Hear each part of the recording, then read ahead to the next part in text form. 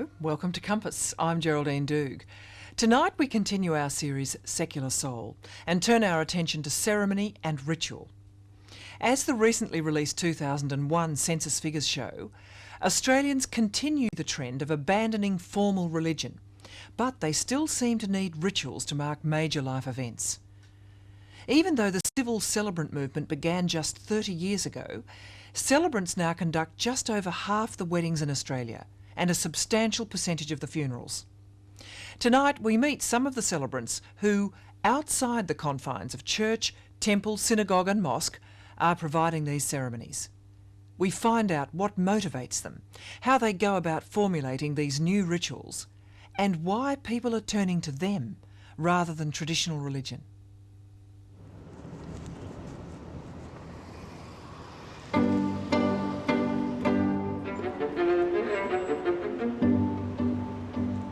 Sunday afternoon in Melbourne's eastern suburbs. And this man is going to work. Peter Piper picked a pot of pickled peppers. He's a pioneer of a movement that marks a quiet but profound social and spiritual revolution. September. He's one of 1,700 civil celebrants who now do 52% of weddings in Australia. Pickled peppers. My way of mechanically preparing myself for a funeral or a wedding or whatever ceremony it is to, as I'm arriving along the car, if anyone looked at me, they'd think I'd be insane, but I do my voice exercises so that I don't slip up on the words. And it is a lovely place to have a wedding, and here we are. Obviously, I've never done, my boast is, and all good celebrants would boast the same, never ever done two weddings the same. I get there half an hour before, I check my sound equipment, I check the script, I check the paperwork, make sure the legal side's correct, and compose myself. A bit like Tiger Woods on the golf course, you know, you can't hit a good golf shot unless you're composed. And you can't do a good wedding if you rush in at the last minute. Dally Messenger was among the first 40 celebrants appointed in 1973. He's also one of the founders of the Australian Federation of Civil Celebrants, the movement's main professional body. The creation of civil celebrancy was an innovation of then Federal Labor Attorney General Lionel Murphy. Before 1973, couples who wanted to marry had only two options: a religious service or the austere registry office. He saw the humiliation people had in the then registry office, the then Sydney registry office, and he just didn't like to see people, just because they weren't churchgoers, or just because they weren't believers, or just because they were divorced through sometimes no fault of their own, that society had to punish them with an embarrassingly humiliating legal marriage in a registry office. His main concern was authenticity and honesty. He felt that people couldn't make a real commitment in a marriage ceremony if they didn't mean what they said, if it wasn't within a context of the values they really believed in. And I think he showed great foresight when he saw that. Cameron and Kirsty stand before you in love, in trust, and obviously with much hope. The most distinctive feature of civil weddings is that, with the help and guidance of the celebrant, the couple formulate their own ceremony. They're honoured and they're delighted. For months, Cameron and Kirsty have been in close contact with Dally Messenger. This most special day of their lives. Over the time that we've started talking to him and setting up everything, he's been there the whole time. He would ring constantly, he would talk to us, he'd come and see us if need be. He was just reassuring the whole time that what we did was what we wanted to do. For Cameron and Kirsty, the art of marriage. A good marriage must be created. In the art of marriage, the little things are the big things. It is never being too old to hold hands. With a celebrant wedding, the choice is all the couples. The celebrant is not in any way a dominator. He's never going to sleep angry. He's a resource person, he's a facilitator, he's an assistant, but most of all he's a listener, a reader of people's values and beliefs, and he helps them put their ceremony together. Close to the mic. I had a lot of scripts to have a look at, I had a lot of readings to have a look at, and I just chose the most applicable words that I thought we could say on the day. I call upon these people here present. To witness that I, Cameron. Take you, Kirsty. To be my wife. To share with you a relationship. Of love and of tenderness and of love. I believe that the massive shift towards celebrant weddings is mainly because people are basically honest. They want to be authentic. So what they do, what they realise about a church wedding is, and I now put aside the people who are real believers, but the people who are half believers or quarter believers, they assent in any church ceremony to a supernatural infrastructure that they don't believe in. And immediately that robs the ceremony of all authenticity and all honesty. Having it with the church was not really our belief. It was something that we weren't brought up. I've never been brought up in that way, and Kirsty hasn't. And since we discussed getting married, it's always been it has to be a garden. That's what we want. It's to be a celebrant, and that's the way it went. So. In the beginning, civil celebrants were appointed only to do weddings, and it's still only with marriages that they officiate on behalf of the state. But funerals were a natural progression of their work. Daly Messenger led one of the earliest funerals conducted by a celebrant. The first funeral that I ever did took me by surprise. I'd officiated at the marriage. The girl was... who died had a number of... She had her own set of beliefs which were based mainly on Eastern religions, which I brought into the marriage ceremony. It was a very happy marriage. I thought she looked ill, but I didn't realise she was dying of cancer because I was pretty young then. And then she died, and the young husband came along to me and said, well, you did the wedding, you should do the funeral. Now civil funerals are common, but then there were no models to work from. In my panic, I simply sat down with the young husband and the relatives, and we wrote a life story, and we expressed her beliefs as succinctly as we could, and we also spoke about her as a person, and we got some of her favourite quotes of literature, and her favourite something was hanging on a wall, and we put it all together. And I can tell you, I mean, the force of it was overwhelming. I think it was the first authentic, honest, personal funeral I'd ever heard, and I actually did it, or anyone else had.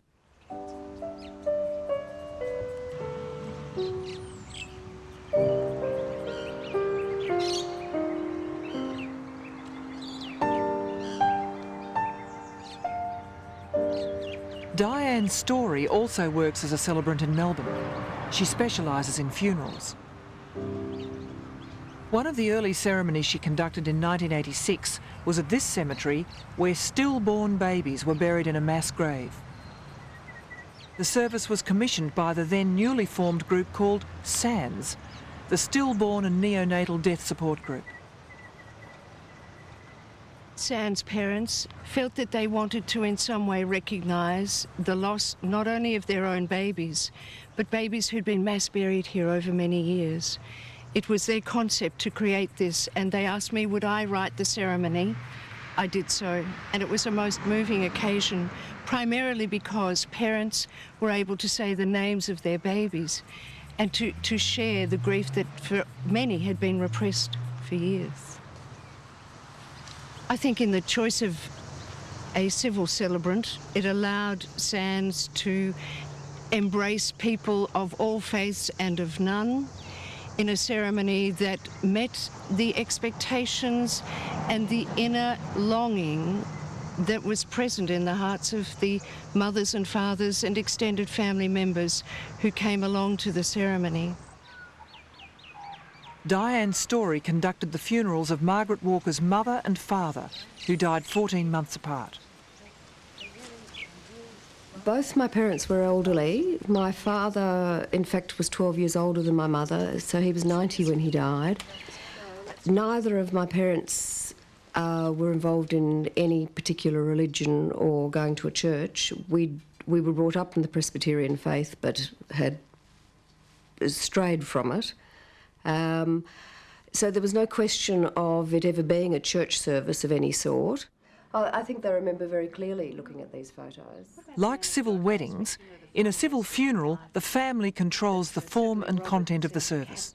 Yes, I think the children... They are the final arbiters. It is a family who makes choices about what is finally said about their loved one who has died. Entertains the kids. We then, on the day, act as their facilitator. We're functionaries. We work with a caring and compassionate heart. But we are the people representing not our own thoughts and feelings.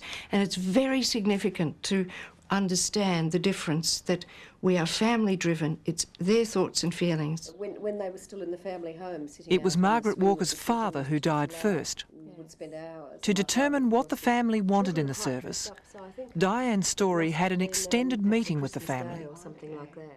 She came to the house, my mother and I sat down with her, and we ran through my father's life, and everything that my mother wanted said. Diane wrote down, took notes, went away, wrote a beautiful service, rang up the night before the funeral and read it out to me,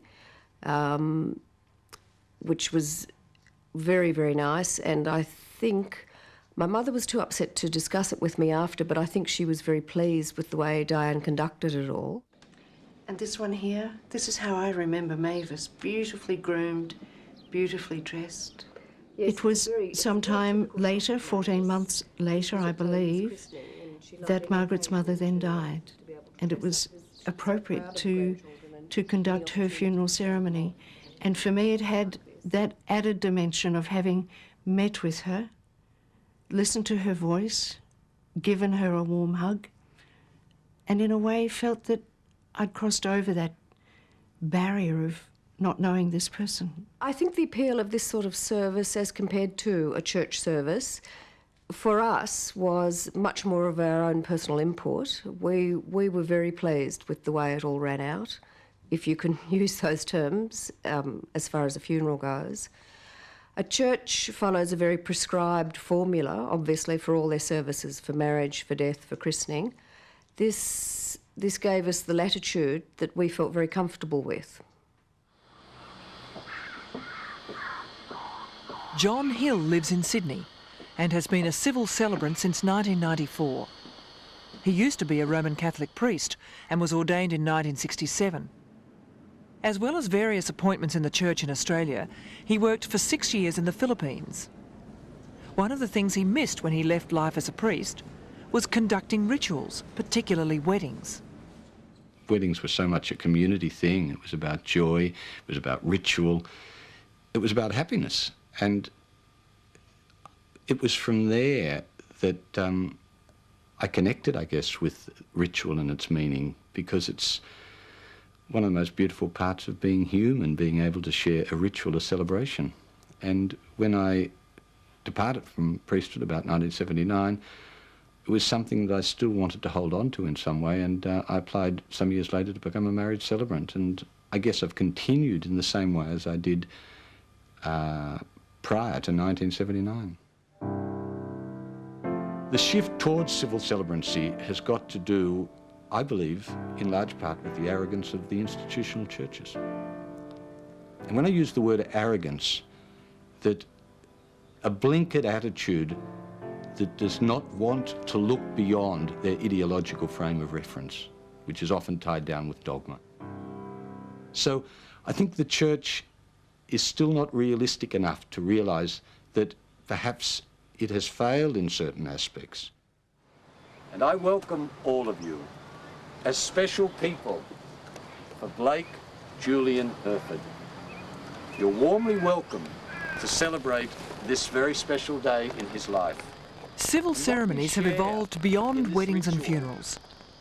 And this celebration, It's Sunday morning in Sydney Centennial Park, and John Hill meets new parents, their family and friends to conduct a naming ceremony, the equivalent of christening or baptism. That we were able to share it with you and are able to support you. and I'm asking you now, Brian, would you share these words with all of us?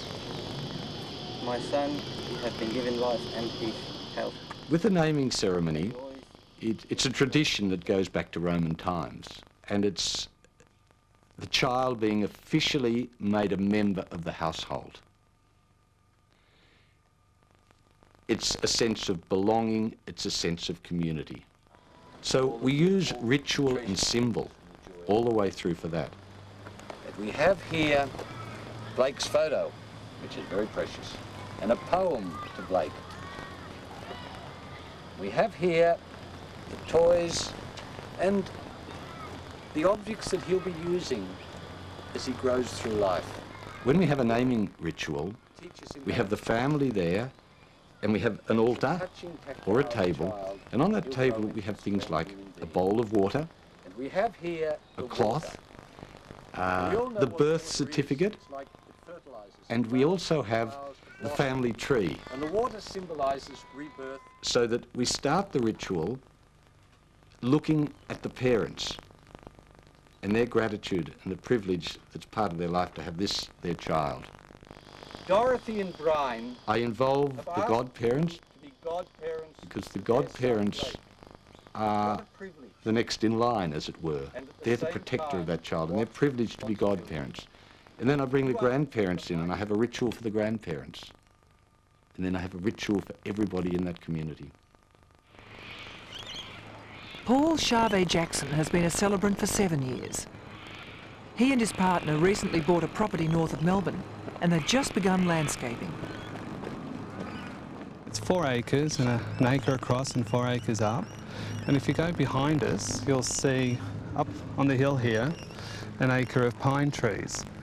Now, the pine trees, we bore in mind that if people came to me and said that they wanted an area where they could do Wiccan or pagan or medieval weddings, then we decided that that'd be a beautiful spot. There's, not a problem. So that's being set up for our purposes as a garden, but if somebody said, hey, we'd like to have our wedding up there, I wouldn't say no. I'd allow them to use it. Like many celebrants, Paul Charvet-Jackson has his own website, and much of his business comes from people searching the internet. He specialises in doing same-sex commitment ceremonies, the equivalent of marriage for gay and lesbian couples. He says part of the appeal of civil celebrants is that they cater for people excluded by the church. Divorced couples who the church won't recognise always like to go to celebrants for help because they know that the celebrants don't look down on them or anything for being divorced, and it's a lot of ease. And same-sex couples know that celebrants will look at them for a commitment ceremony and there's no judgment whatsoever. Glenn Wilson and Alex McPherson live in Melbourne's western suburbs. In June 2000, Paul Charvet-Jackson conducted their commitment ceremony. I think the decision to have a commitment ceremony was mainly because we wanted to show each other how much we loved each other and also share that with our family and friends and let people know that even though we are two men, we do love each other just as much as a man and a woman can love each other. It was like a public statement, a political public statement too, in my own little way. Hey, educate your friends, and if your friends talk, you tell 20 people tell thousands more, so that was for me. But, I've always wanted to settle down, have the 4 H's, husband, a house, a hound, and I haven't got the Harley yet, so I've got the husband, so that's why. Glenn and Alex met Paul Charvet-Jackson at a commitment he conducted 12 months earlier. Where are we? When they decided to go ahead with their ceremony, they called on Paul. We did the usual thing of meeting and then exchanging the materials. They sorted out their order of service, what they wanted to do, and they were meticulous. They really knew what they wanted. They knew exactly what the procedure was because they'd seen my commitment ceremony that I'd done before. So it was very easy. I didn't have to go through a lot of explanation from there. Make you cry. Yeah. Thank you. When we watch it. So every time. Okay, the day has arrived when I can publicly declare my love and commitment to you for the rest of my life. And in doing so, I know I'm the luckiest man here today to have you as my partner. The first words I had to say, I was howled.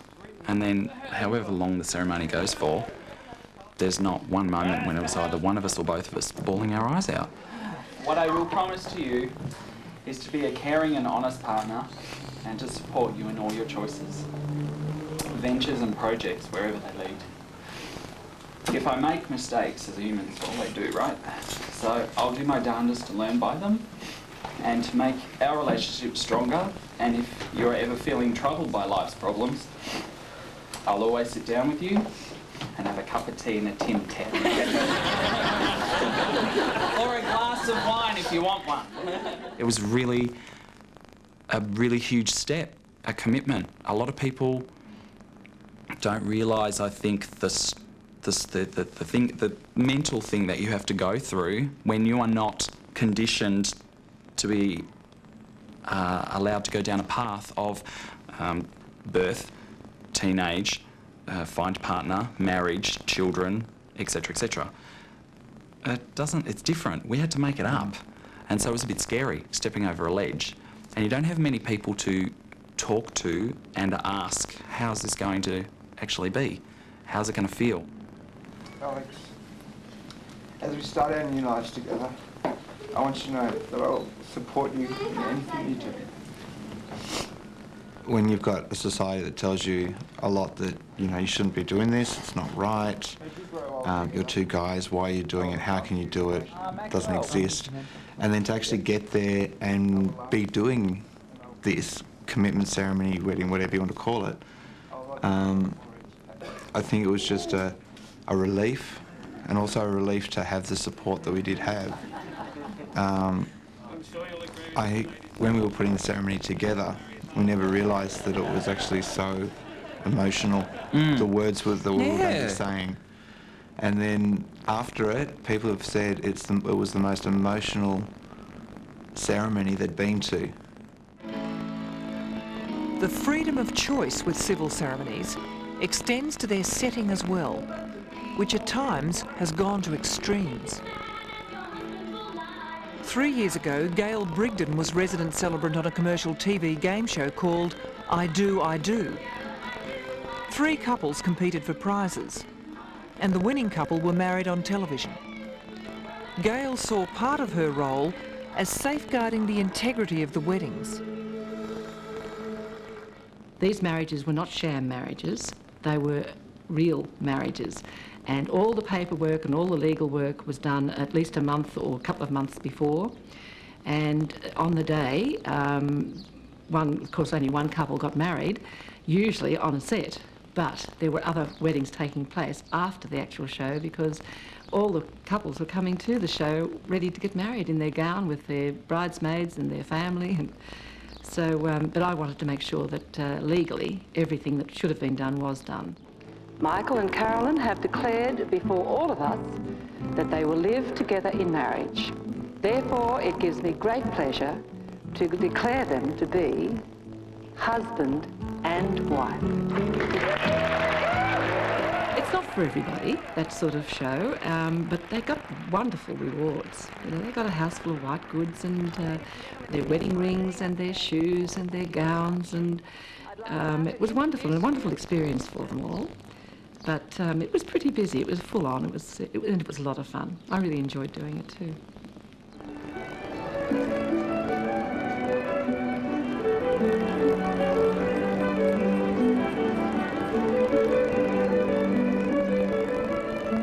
These days, Gail Brigden's main work is conventional weddings.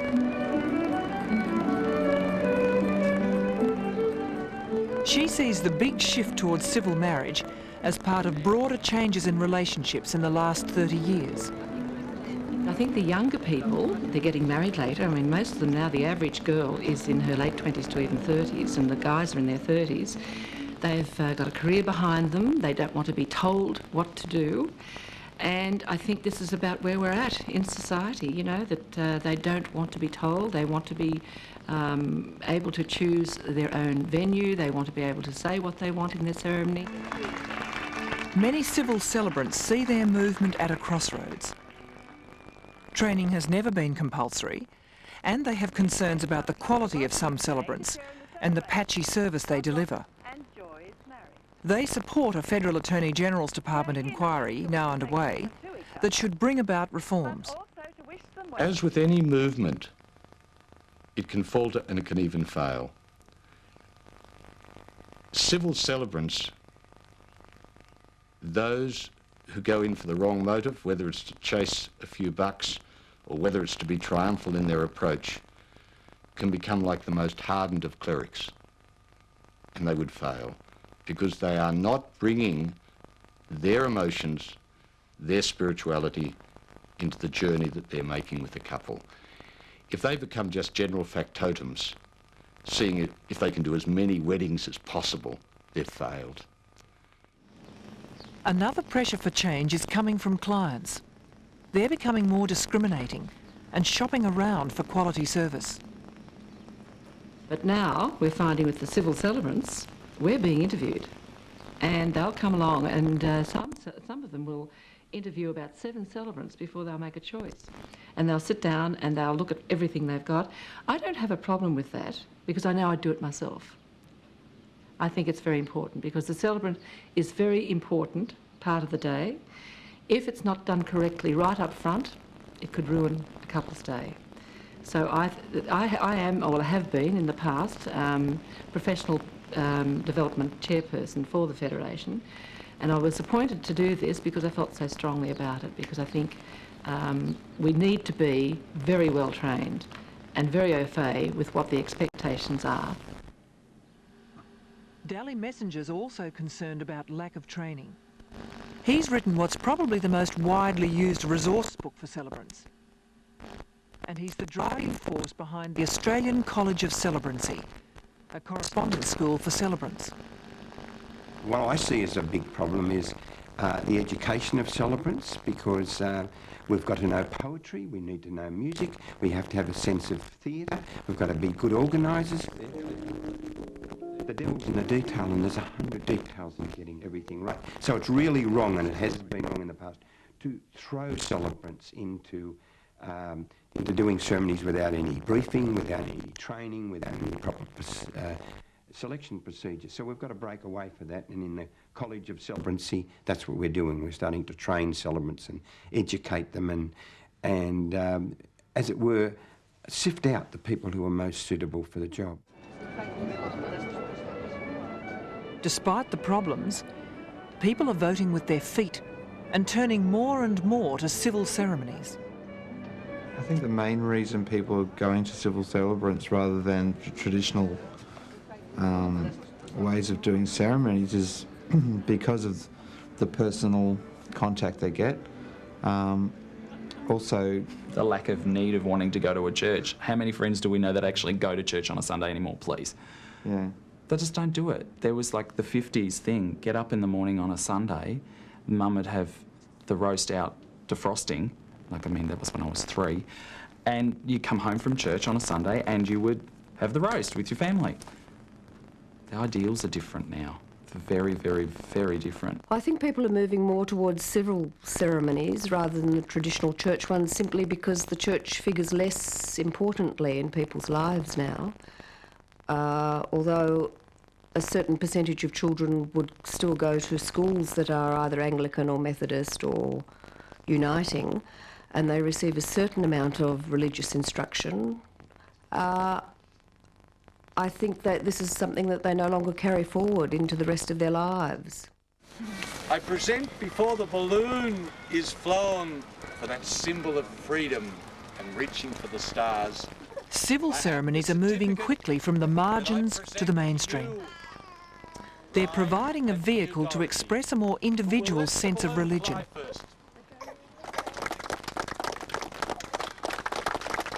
Civil ceremonies are perhaps becoming the most substantive base for people to understand something about a sense of community and a sense of belonging.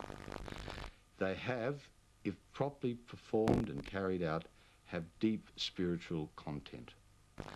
People cry out for spirituality. It's like they cry out for bread and for manna. And unfortunately, the institutions are just feeding stone on occasions. So they've looked elsewhere.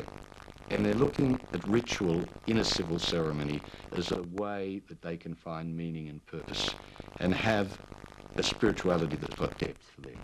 Society is getting more and more secular. Supernatural infrastructures are losing credibility. So what do you do with the people who are in this position, and they have a lot of Christian quote-unquote values? They've got a secular spirituality. I don't meet anyone that I do a ceremony for that doesn't have, well, Christian values, if you like, or their own values, or values absorbed from other religions a lot of times. But the point is they do have a framework of values.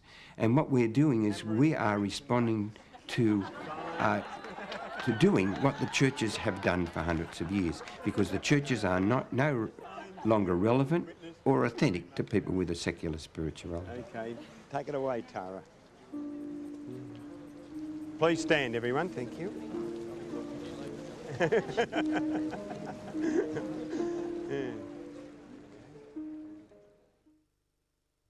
Our enduring need for ritual may be just an acknowledgement of the conscious sense of values we strive to keep in our lives, despite all the headlines. That story produced by Peter Kirkwood.